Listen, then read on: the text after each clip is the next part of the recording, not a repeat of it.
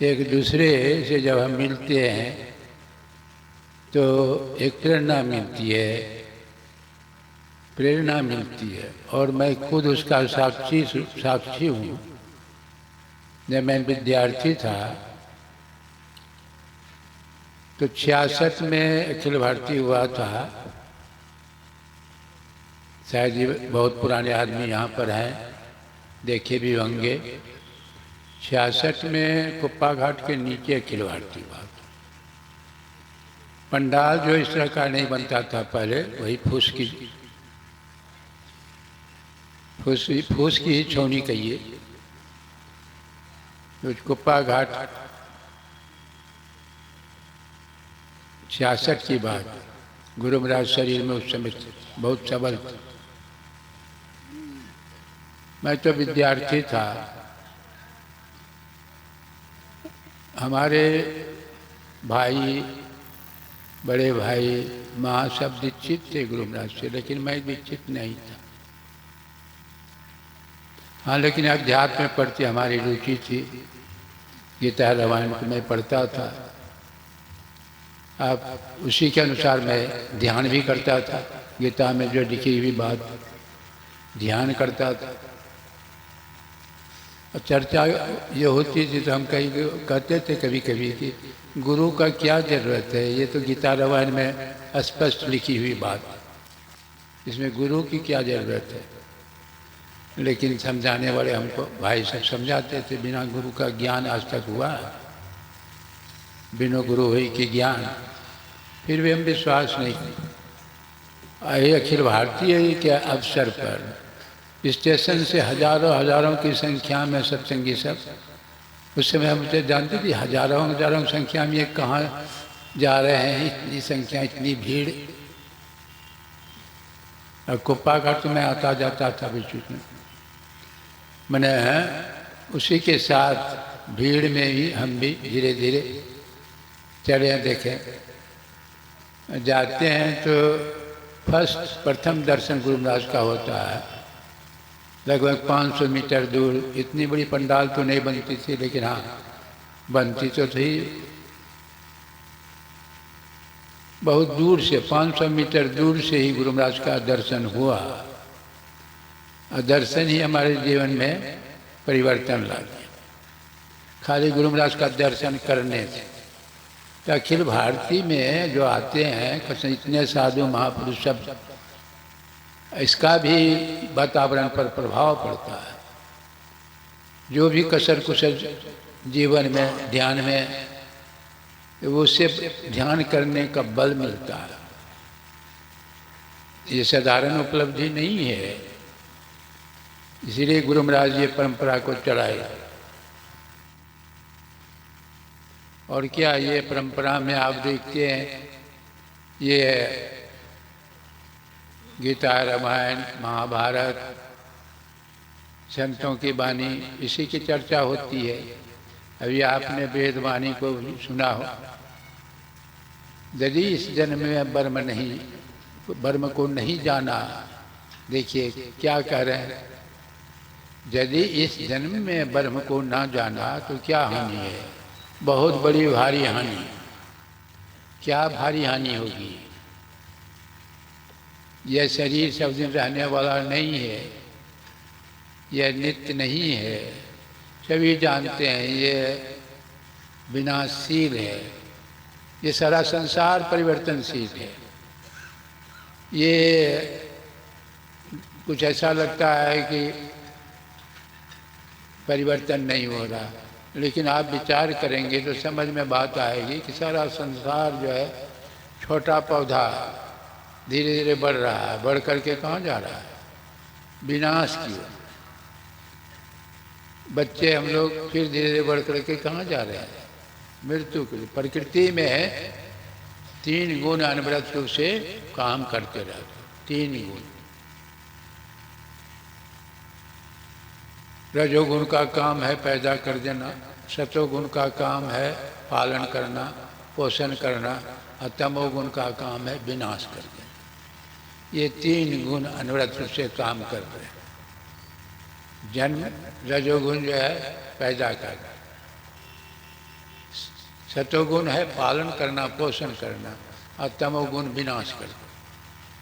ये सनातन धर्म में 3 देवता इसके प्रतीक, ब्रह्मा रजोगुण, विष्णु सतोगुण, और भगवान शंकर तमोगुण। ये 3 गुणों के जो ऊपर हैं वही त्रिगुणातीत, उसी को ब्रह्म कहा गया, परमात्मा कहा गया। उसको जान लेंगे तब तो भ्रमण करना नहीं पड़ेगा, नहीं तो 3 गुण ये सारे सृष्टि में जितने भी हैं, मनुष्य के अलावे और सब प्राणी जितने हैं, सब 3 गुणों के अंदर है। चल रहा है, चक्र चलते रहेगा। रामायण में तुलसीदास ने वर्णन किया है, जग पेखन तुम देखन हारे, कहते हैं जग पेखन तुम देखन हारे, विधि हरि शंभु नचावन हार, तेऊ न जाने मर तुम्हारा, और को तुम्हें जाना नारा, सोई जाने जेवदी जनाई, जानत तुम्हें तुम्हें हो जाए। देखिए स्पष्ट कर रहे हैं, ये 3 गुण जो है ब्रह्मा विष्णु महेश को जो नचाने वाले हैं, उसी को ब्रह्म कहा गया। वह नाचना तभी छूटेगा जो 3 गुणों से ऊपर चला जाएगा, त्रिगुणातीत हो जाएगा, तो उसका नाचना माने ये चक्र जो है आवागमन का चक्र या दुख सुख का चक्र तभी समाप्त हो जाएगा जब 3 गुण से आप ऊपर उठेंगे, तब वैसे समाप्त नहीं होगा। इसलिए कहा ब्रह्मा भी विष्णु भी महेश भी नहीं जानते, काहे कि वो गुण के अंदर है, गुण के बाहर नहीं है। इसीलिए कहा गया कि नहीं, 3 गुणों से जो ऊपर है उसको जान लेंगे तब तो हम आपका जीवन सार्थक, नहीं तो बहुत बड़ी भारी हानि। बहुत आप और सब करते हैं, पूजा पाठ आप करते रहिए, लेकिन जब तक ऊपर नहीं जाएंगे 3 गुणों से, तब तक आवागमन का ये शरीर में आना जाना ये कर्म चलता ही रहेगा। इसलिए गुरु महाराज ने कहा कि आवागमन सम दुख दूजा है नहीं जग में के, आवागमन के समान कोई दुख है ही नहीं। मरने के समय 1000 बिच्छू की डंक की माँ की पीड़ा होती है, जन्म लेने के समय भी 1000 बिच्छू की डंक की माँ की पीड़ा होती है। एक बिच्छू डंक मारता है तो लोग छटपटाने लगते, 1000 बिच्छू डंक मारे तो क्या हाल होगा विचार की। तो आप देखिए ये 3 गुण जो है, क्रिया जो है, विचार कीजिए। यहाँ तो अभी प्रथम समय प्रातःकालीन सत्संग में प्राय हमारे सत्संगी भाई बन आते हैं जो पक्के हैं। मैं तो पक्का इसलिए कहता हूँ, जानते हैं सब सत्संग का हमारा, और जो थोड़ा कच्चा है पक्का मिला जुला है, आएंगे देखिएगा नहीं, आएंगे मेला में घूमेंगे, खाएंगे पिएंगे, थोड़ा सा इधर उधर करके फिर दूसरे दिन प्रस्थान, दूसरे दिन। तो ये क्रिया आप विचार कीजिए, क्रिया जो है कर्ता के बिना नहीं होती। क्रिया जो है, ये गुण जो है तीनों चल रहा है, जो चक्र क्रिया जो हो रही है कर्ता के बिना नहीं होती। लेकिन एक बात बहुत रहस्यमय बात है, कर्ता गुप्त है, क्रिया प्रगट है। कर्ता गुप्त है, क्रिया प्रगट है। आप इस तरह समझिए, जैसे आप जाते हैं इधर घूमते हैं, चल रहे हैं फिर रहे हैं, किस आधार पर? आत्मा के आधार पर। आत्मा गुप्त है और क्रिया प्रगट है। आपने अभी सुना होगा, ये मनसा न मनुते ये नाहुर मनोमतम तदेव भ्रमतम विद्धि नेदम जदिदम उपास्ते। जो मन से मनन किया जाए वो ब्रह्म नहीं है। अब जी क्या कर रहे हैं, जो मन से मनन किया जाए वो ब्रह्म नहीं है। तब ब्रह्म क्या है? जिस शक्ति से मन मनन करता है वो ब्रह्म है। देखिए, जिस शक्ति से मन मनन करता है, आत्मा निकल जाए मन मनन करेगा? आत्मा के लीजिए, आत्मा और परमात्मा में कोई विशेष अंतर नहीं है। परमात्मा शरीर के साथ है तो उसको जीव आत्मा कहते हैं। सारे शरीरों से जो ऊपर हो गया वही परमात्मा है, वही अंतर कुछ नहीं है। तत्व रूप में दोनों एक ही है, तत्व रूप में दोनों एक ही है, अंतर कुछ नहीं है। जैसे आप देखिए, क्रिया प्रगट है, कर्ता गुप्त है। आप आपने तय विचार कीजिए, जैसे पंखा नाच रहा है, पंखा नाच रहा है किस आधार पर? बिजली के आधार पर। बिजली दिखाई पड़ती है? नहीं। क्रिया, पंखा नाच रहा है, उस वही क्रिया, क्रिया के आधार पर वो बिजली का वो जो गुप्त है, अव्यक्त है, उसका बोध होता है। कर्ता के बिना क्रिया नहीं हो सकती, क्रिया के आधार पर कर्ता का बोध होता है।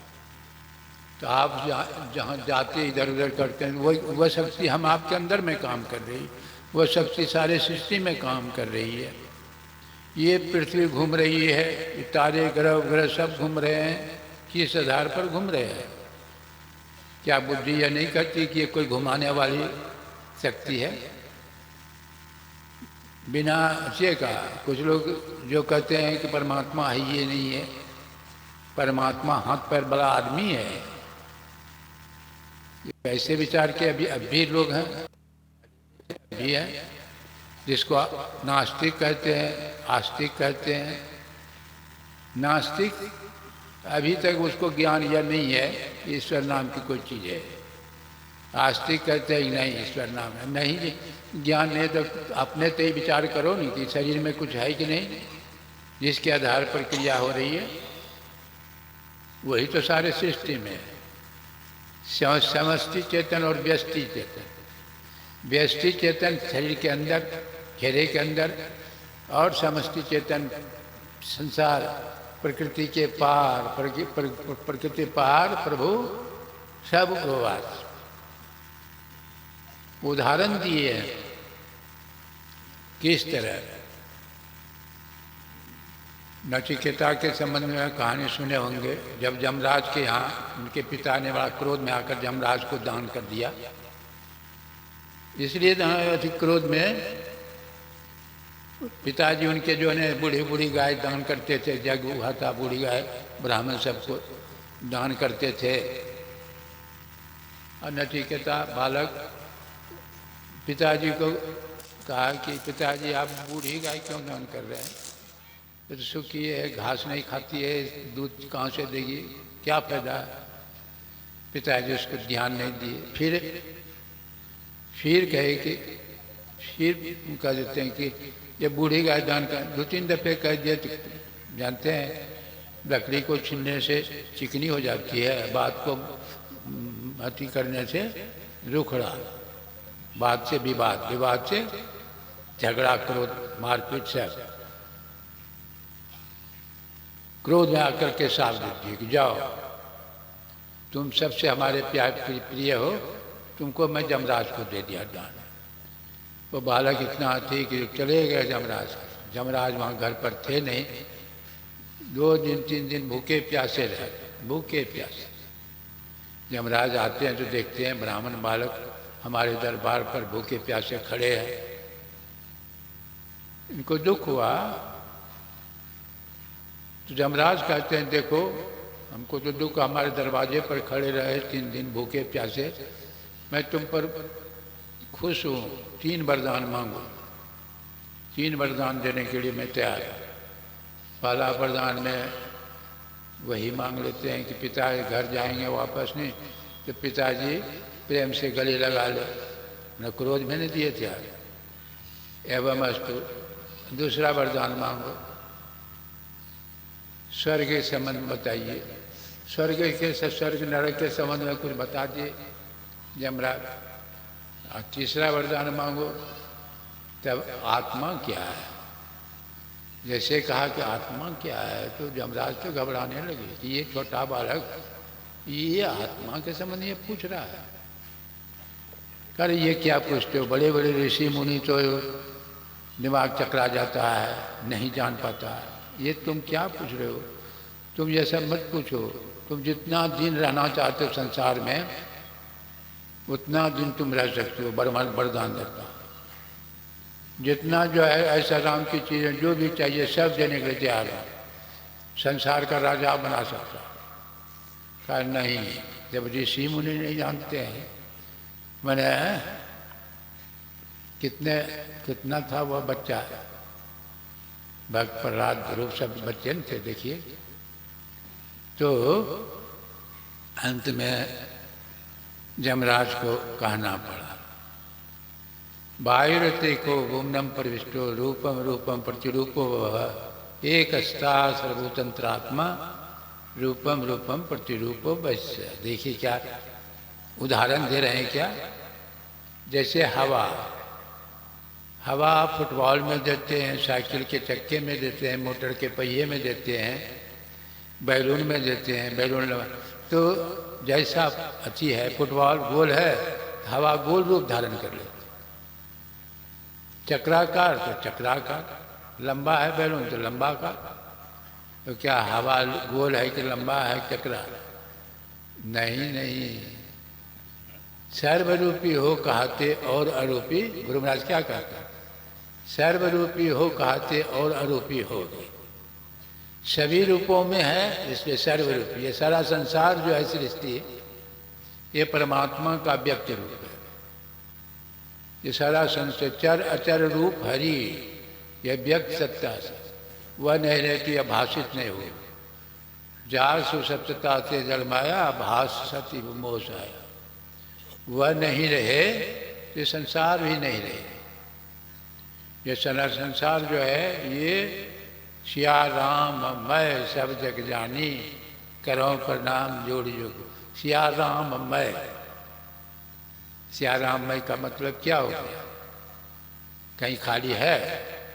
जैसे इस क्षेत्र में नेपाल बांध टूटता है तो जलमय हो जाता है, माने जल ही जल के अलावे कुछ नहीं। उसी तरह ब्रह्म के अलावे कुछ नहीं, ब्रह्म के अलावे कुछ नहीं। सिया राम मैं व्यक्त, अव्यक्त जो भाषित होता है अव्यक्त। जासु सत्यता ते जड़माया भास सती मोसा। ये जो है अव्यक्त पर ही यह है व्यक्त भाषित होता है। इसलिए कहा कि वह सर्वाधार है, सबका आधार। जो सबका आधार होगा वह कैसा होगा? विचार करिए, वह कैसा होगा? तत्व रूप में दोनों ये, लेकिन होगा कैसा? देखिए 5 तत्वों का ये संसार की बात देख लीजिए पहले। ये 5 तत्वों का आधार है आकाश। आकाश से हवा की उत्पत्ति हुई है, हवा से जो अग्नि की उत्पत्ति हुई है, अग्नि से जल की उत्पत्ति हुई है, और जल से मिट्टी। देखिए सबका आधार हुआ 5 तत्वों में से आकाश सबका आधार। और सब प्रवृत्ति जितने तत्व है सब में घुसा हुआ है। आकाश का मंडल सबसे ऊपर है। इसलिए सृष्टि में जितने परमात्मा के संबंध में तुलसीदास ने क्या कहा? नव सतकोटि अमित अवकाशा, 100 करोड़ आकाश। ऐसा आकाश जो है 100 करोड़ जिसमें अट जाए वही है परमाकाश। कहिए वही तो आकाशवश हुआ कि नहीं? आप देखिए जितने परिवर्तित तत्व है सब में आकाश घुसा हुआ है, सबसे मंडल ऊपर है। उसी तरह घुसा हुआ कैसे पता लगा? कि सब में घुसा हुआ आकाश का गुण है सब। इतने परिवर्तित तत्व जो है उसमें सब में हवा में आवाज होती, अग्नि में आवाज होती, जल में आवाज होती, मिट्टी में तो आवाज गुण है। तो सब में घुसा हुआ सबसे मंडल ऊपर है, और वही जीवन है। आकाश नहीं रहता तो परिवर्तित तत्व कहाँ होगा? उसी के आधार पर सब है, उसी परमात्मा के आधार पर सब है। और एक बात सुनिए कि जो तत्व पहले का होता है और बाद का जो होता है, दोनों तत्व विचार कीजिएगा। जैसे बात का तत्व, जैसे मिट्टी, मिट्टी, अन्न, अन्न के लिए जितना प्रयास जो तत्व पहले का है उसके लिए कम प्रयास जो बाद का है उस ज़्यादा प्रयास करना पड़ता है। जैसे आप उदाहरण स्वरूप मैं देता हूँ कि आप अन्न के लिए जितना प्रयास करते हैं, क्या जल के लिए उतना प्रयास करते हैं? अन्न के लिए कितना खेती बाड़ी क्या क्या करना पड़ता, कितना परेशान होते हैं। जल के लिए नलका बैठा दीजिए, कुआं खोजिए, कितना परेशान करना। लेकिन अन्न से ज़्यादा आवश्यक है जल, और जल से ज़्यादा आवश्यक है अग्नि। अग्नि के लिए क्या प्रयास करना पड़ता है? आप बाहर निकलते हैं, सूर्य के गर्मी में मिल गया, किसी से आग मांग लेते हैं। अग्नि से ज़्यादा आवश्यक है हवा। हवा के लिए क्या प्रयास करते हैं हम? आप जहाँ बैठे हैं, हवा की आवश्यकता कितनी है, लेकिन महसूस होता है, उसके लिए कुछ प्रयास करना पड़ता है। सांस ले रहे हैं, उसके लिए कोशिश करना पड़ता है।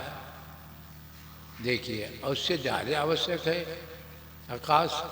आकाश, हवा के लिए तो 2-4 मिनट नाक बंद करके हवा, आकाश जो है एकदम पता लगता है कि आकाश की आवश्यकता, कि आकाश के बिना हम लोग ठहर सकते, कहीं रह सकते?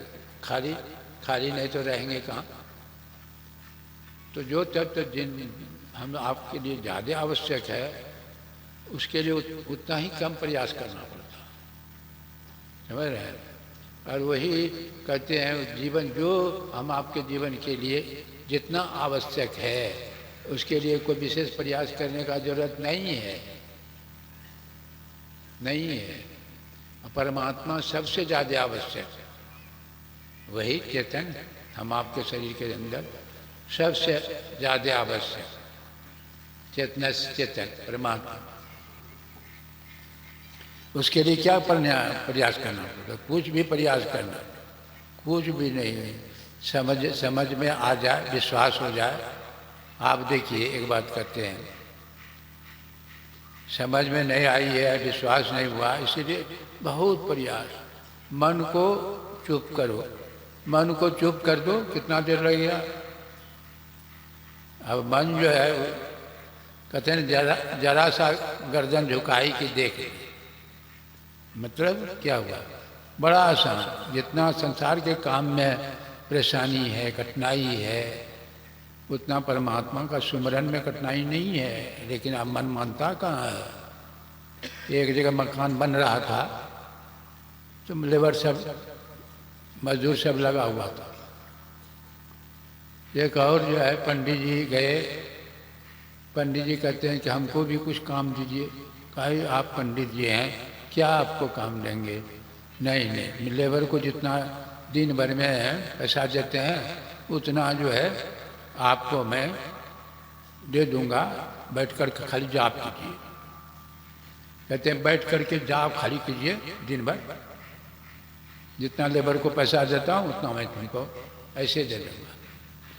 और कुछ देर किया, करते कुछ देर किया, अब करते करते देखिए वो क्या करता, माला को फेंक दिया, कहा कि यह काम नहीं हमसे होगा, हमको काम दीजिए वही मजदूरी जो है। अब देखिए ये काम कठिन है। मन जो है संसार की तरफ दौड़ता है, सब दिन दौड़ने का आदत जो पड़ गई नहीं, सब दिन, चाहे कितनो दुख हो, सौ गुस्सा खाए, घुस कर तमाशा देखते हैं संसार के काम में दौड़ होती है। अभी कहीं बगल में वो थिएटर लोटंकी हो जाए, देखिए कितने लोग जाए, ठौना भर पानी में खड़ा होकर के देखिएगा तमाशा। तो ये जो है काम आपको इतने यदि कर सकें समर्थ, वैसे तो संसार में मन हमेशा दौड़ते रहा विषय की तरफ, उसको घुमाने में कितना समय लगेगा? आप जितना जल्दी आप चुप कर लिए मन को, मन जो है कहा नहीं, शून्यगतम मनम ध्यानम, ध्यानम निर्विषम, कुछ चिंतन नहीं कीजिए, चुपचाप रहिए। तो चिंतन वो छूटे कैसे? पहले कहते हैं जाप करो, फिर रूप का ध्यान करो। क्यों कहते हैं? स्थिर करने, कहीं जाए नहीं, नाना तरह का विविधताएँ हैं, जहाँ मन दौड़ता है, एक ना एक नाम का जाप करो तो एक नाम पर लगाओ, फिर एक रूप पर लगाओ। अब देखिए धीरे धीरे उसको, मैंने ये जैसे बच्चा अच्छा रहा होता है ना, रगड़ी गाड़ी बच्चे सब जो है नहीं, उसके लिए उसी के सहारे चलता है। चलते चलते जब ताकत जो पैर में, गाड़ी को छोड़ के चलता है। तो जाप और ध्यान क्या है, वही है। थोड़ा करते करते तब जो है बिंदु ध्यान की बात है। वो शब्द को पकड़ने के लिए सृष्टि जो है, जिस तरह से सृष्टि हुई है, सृष्टि होने का जो कर्म है, उसी कर्म से आपको जाना भी पड़ेगा। ठीक उल्टी क्रिया है, उल्टी क्रिया। जैसे भी एक तो उदाहरण पढ़े लिखे तो समझ जाएंगे कैसे सृष्टि हुई। जैसे सृष्टि हुई वैसे जो है फिर उल्टी चाल चलना है, उलट पास लो पैरों पकड़ो पश्चा मना बटो। जैसे आप चित्र बनाते हैं, कागज पर जैसे कलम रखते हैं तो चिन्ह होता है, चिन्ह। फिर लकीर खींचते हैं, लकीर खींचते खींचते चित्र बना देते हैं। कोई जानवर का, कोई आदमी का, किस चित्र बन करके तैयार। चिन्ह नहीं हो तो लकीर बने, चिन्ह नहीं हो तो लकीर नहीं बन सकती। और लकीर नहीं बन सकती, चित्र बन सकता है नहीं। और चिन्ह कैसे बना? जैसे कलम रखते हैं तो कंपन होता है, वाइब्रेशन होता है, कंपन, तभी चिन्ह बनता। कंपन नहीं हो तो चिन्ह बने नहीं। कंपन हुआ, चिन्ह बना। अब लकीर खींच रहे हैं, कंपन हो रहा है कि नहीं? कंपन हो रहा है, होते होते चित्र बन के तैयार। तो सारे चित्र में शब्द का प्रवेश हो गया कि नहीं? इसे नानक देव ने क्या कहा? सारी सृष्टि शब्द के पीछे नानक शब्द घटे घट आच। सारी सृष्टि शब्द के पीछे नानक शब्द घटे घट आच। सभी घटों में हम, आपके शब्द में वह शब्द भरपूर है, शब्द भरपूर है। देखिए अंत समय में डॉक्टर आते हैं ना, थर्मामीटर लगाते हैं, पारा नहीं चढ़ा तो मृतक नहीं घोषित करते। तब आला लगा के देखते हैं कहीं खटखट की आवाज़ तो नहीं हो रही है, आवाज़ बंद, मृतक घोषित करते हैं। अरे मुर्दा में गर्मी आ जाए और मुर्दा बोलने लगे तो कोई मुर्दा कहेगा उसको? नहीं नहीं। आप कभी कभी झगड़ा करते हैं, कहते हैं कि जैसा मारेंगे कि बोलचिए बंद कर, वह आवाज़ें बंद, आवाज़ खत्म, शरीर खत्म। वो चेतन में ही है, प्रकाश और शब्द। मतलब कहने का बिंदु में तहनाद बोली, बिंदु ध्यान वही दृष्टि जो की क्रिया। इस पर आप सुनेंगे दृष्टि, दृष्टि के दोनों धारों को मिला करके, नहीं पढ़े लिखे जानते, दो रेखाओं के मिलन स्थान को बिंदु कहते हैं। दृष्टि की दोनों धारें जहाँ मिलेगी एक बूंदता का उदय होगा। जैसे बिंदु होगा तो आपको आवाज़ सुनाई पड़ेगी। बिंदु में तहनाद, आवाज़ जब सुनाई पड़ी तो वो आवाज़ उधरे से आ रहा है जिधर से परमात्मा में मौज हुई, कंप हुआ, कंप हुआ तो फिर शब्द मंडल, शब्द मंडल से फिर प्रकाश मंडल, प्रकाश से अंधकार मंडल में हम लोग अज्ञानी मूढ़ बने हुए हैं। काम क्रोध लोभ आदि रक्त क्रिया सकरू ते किम जाने रघुपति मूढ़ पड़ा तमकू। सभी देख लीजिए जितने यहाँ लोग बैठे हैं सत्संगी, सब नए सत्संगी जो गए सत्संगी भी हैं, आँख बंद करके देख लीजिए, देखिए कहाँ क्या दिखाई पड़ता है। अंधकार, वेद में आया ना, तमसो माँ ज्योतिर्गम्य मृत्यो माँ अमृतगम्य असतो माँ सदगम्य। एक तरफ अंधकार है, दूसरी तरफ प्रकाश है।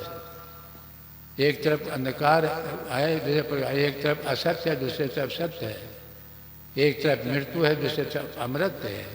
दो ही तरफ, जिधर अंधकार है उधर असत्य है, उधर मृत्यु है संसार की तरफ, और जिधर प्रकाश है उधर सत्य है, उधर अमृत है परमात्मा की तरफ। तब जैसे आए हैं सवार होकर, शब्द तुरीय सवार हुए, जीव जो है मौज में कंप हुआ, कंप से जीव उसी धार पर सवार होकर, शब्द तुरीय सवार हो, उसी धार पर सवार होकर के नीचे उतरा प्रकाश मंडल में, फिर अंधकार में। अंधकार में पड़े हुए हैं, मूड बने हुए हैं, हम लोगों को दुख पर दुख हो रहा है। दुख का कारण क्या है? अंधकार है। आप जाइए रास्ते रास्ते, घोर घनघोर अंधकार है। आप जाइए, देखिएगा आप गड्ढा में गिरेंगे, चट्टान से टकराएंगे, आपका हाथ टूटेगा, मुंह फूटेगा। दुख का कारण क्या हुआ? गड्ढा? नहीं नहीं, गड्ढा नहीं हुआ, अंधकार हुआ। प्रकाश रहता तो गड्ढा में गिरते, बगल होके निकल जाते। इसे तो कबीर साहब को कहना पड़ा कि तंदर सुखिया कोई नहीं। शरीर के साथ रहेंगे तो दुख से कभी छूट नहीं सकते। इसलिए ये क्रिया के संबंध में विशेष चर्चा होगी। अभी तो प्रथम समय का सत्संग है, तो वही अंत में यही कहना है कि आत्मा परमात्मा तत्व रूप में दोनों एक है। आत्मज्ञान जिस दिन होगा उसी दिन ब्रह्म ज्ञान हो जाएगा। इसलिए भगवान राम ने कहा, मम दर्शन फल परम अनुपा जीव पावै निज सहज स्वरूप। मेरे दर्शन का फल क्या है? जीव अपने निज स्वरूप, सहज स्वरूप किसको कहा गया? जैसे आँख से हम आपको देख रहे हैं, आप लोगों को, ये तो रूप दिखाई पड़ता है। रूप के साथ जो चेतन है, रूप के साथ, जीव जो शरीर के साथ, उसको कहते हैं स्वरूप। रूप के साथ और सारे रूपों, सारे शरीरों को, सारे रूपों को जो छोड़ करके है वही स्वरूप है। अनुराग जो निज रूप से जगते विलक्षण देखिए, संतोष सम शीतल सदा दम दे बंत न लेखी। निर्मल निरामय एक रस तेहि हर्ष शोक न व्याप। त्रिलोक पावक सदा जाकी दशा ऐसी वही। यही कह करके मैं अपनी वाणी को विराम दे रहा हूँ। बोलिए श्री सद्गुरु। सारा संसार परमात्मा का व्यक्त रूप है, वह नहीं रहे तो संसार भी नहीं रहेगा। आत्मा परमात्मा तत्व रूप में एक है। जीव जिस चेतन धार पर सवार होकर आया है उसी रास्ते से लौटकर परमात्मा को प्राप्त करेगा, आत्म साक्षात्कार करेगा। उपदेश वाणी हम अपने परम पूज्य प्रधान आचार्य श्री से सुन रहे थे। अब कुछ सूचनाएं हैं, उसके बाद आरती होगी, तब यह कार्यक्रम प्रथम पाली का समाप्त हो जाएगा।